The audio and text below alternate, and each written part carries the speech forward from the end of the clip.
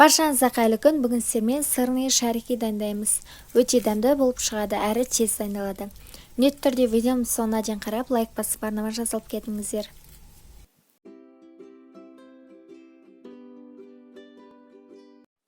Ең алдымен жұмыртқаның ағуызына шым-шым тұз қосып, миксермен 2 есе көтеріліп ағарғанша араластырамыз. Ағуызы төңкергенде ақпайтындай болу керек. Енді үстіне сырды қосып, тағы да араластырамыз.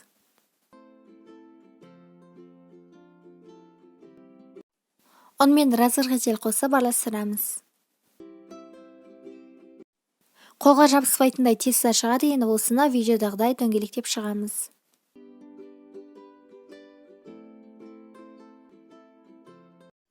Енді сырный шарикиді панировочный сухарикке аунатсаңыздар болады.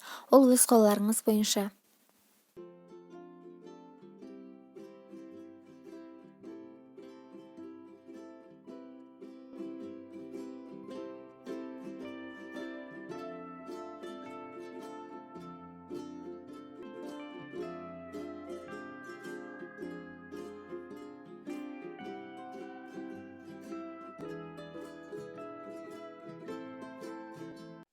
Енді шариктерді қызып тұрған майда пісіріп аламыз.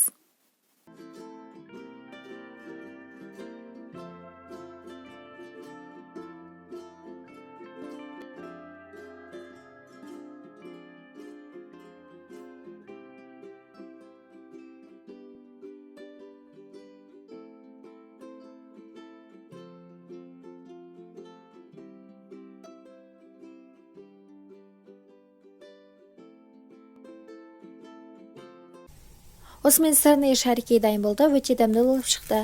Міндетті түрде жасап, ештеріңізді қуантыңыздар.